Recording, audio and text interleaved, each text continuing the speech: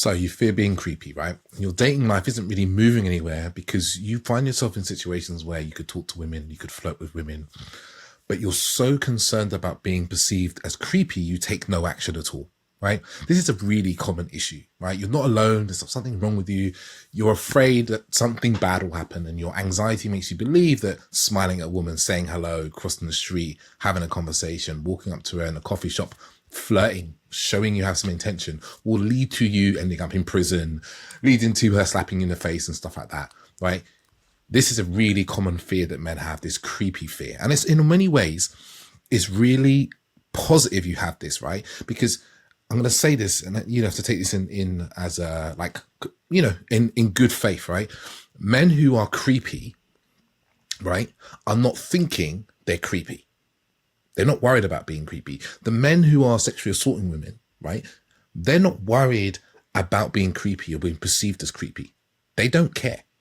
They're just doing what they do because they think it works, right? Whereas on the other hand, the men who fear being creepy, you become invisible, right? You become completely invisible to women because you leave no emotional mark. You leave no tangible feeling, right? So this is where the world is so focused on the guys over here who are sexually assaulting women, are raping women, are doing all these horrible things, being rude and so forth, right? Because they leave a massive mark, and that's not positive, but they are memorable, right? In the worst ways. But you are so unmemorable because you're so afraid you don't take any action, right? You barely open your mouth. You barely express yourself. You don't show any desire, right? And I'm coming off a conversation with one of my clients, and this comes up very regularly, this fear of being creepy. And the thing is, for you men who are afraid of being creepy and not taking any action, right?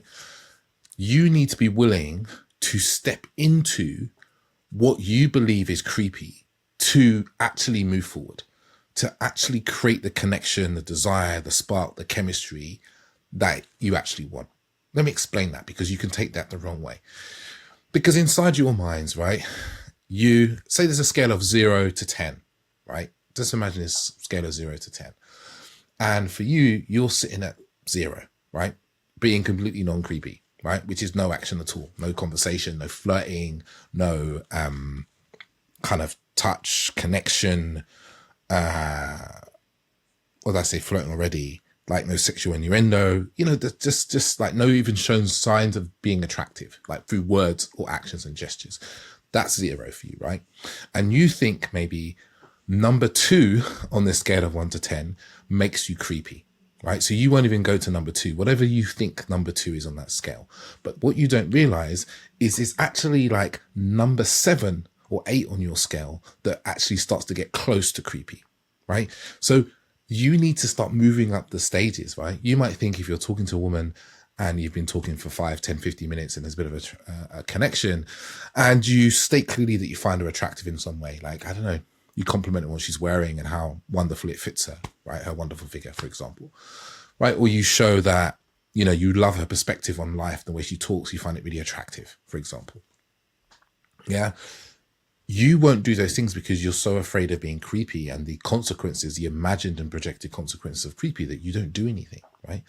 And this is the fundamental thing. You have to be willing to start to get closer to your projected idea of what creepy is, or you're going to get nowhere, right? And I say this as someone I'm 41 years old.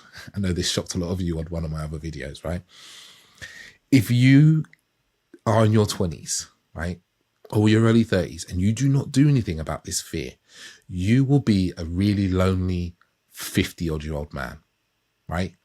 I know this because I've sat with lonely 50, 60-year-old men, and I don't want that for you, right? I have a huge amount of compassion and empathy, but I actually have quite a low tolerance for a lack of action taking, right? I'm a coach. When you work with me, you take action. That's how we work, and that's what moves you forward. Because if you don't take action, you don't start to take risks, then nothing will change. You'll stay in your comfort zone, and your comfort zone will get smaller and smaller, because that's how it works. Because you stop even getting close to the edge, and you get nervous about that edge, and you shrink and shrink, and your life becomes smaller. And then you'll blame everybody, right? Maybe you're blaming Me Too, or women, or feminism, or dating apps, or dating, right? Because you can't talk to women anymore because it's sexual harassment, or you can't make jokes anymore because it's inappropriate. And that's BS, man. It really is. It's not true.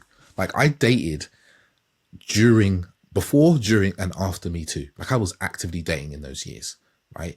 And Me Too, for me, like, it changed very few things about how I dated. It gave me something else to talk about when I was dating, right? But I was approaching women in bars, clubs, coffee shops, tubes, stations, airports, hostels, the lot. I was still flirting. I was still being sexual in the appropriate times when it called for. I was still telling women I found them attractive and why I found them attractive. And, I've never been to jail, right? I've never had the police called on me. Like, it is okay, right? This narrative that Me Too has ruined dating is a lie, right? It's weeded out some really bad behavior, right? But it isn't stopping you over here on Zero, right, from taking some small action and talking to women, because they're not going to call the police on you. I would like you to run an experiment and see, right? Like, obviously, some of this, you need to have a level of emotional attunement to people, social awareness. Obviously, it's kind of a given that you have some of that, right? And if you don't have that, then you need to learn that, right? I have a program, Relate, that's coming up. There's a waitlist down below.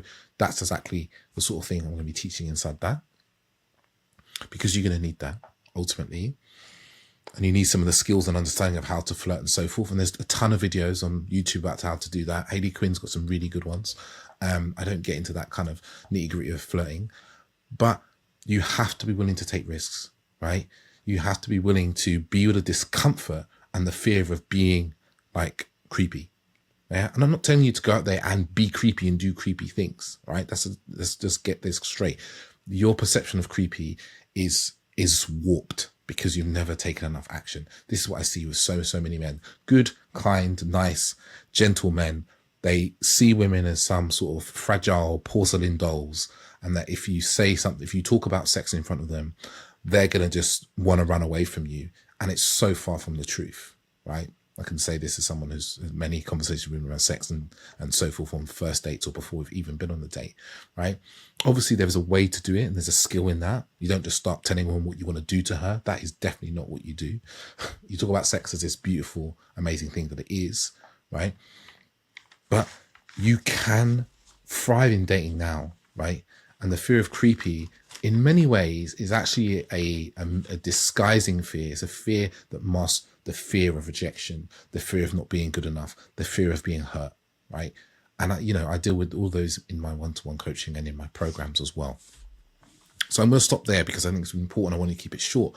So if this is you, fear of being creepy, I have multiple things to help you. I have my program Relate, which is going to be 6 months. It's going to be really in depth. It's going to move through some of the fear and the uncomfortability and the story that you have, as well as giving you skills to connect with women, create polarity, have great relationships. I have a shorter program that's completely self-serve, which is called Men's Dating Accelerator.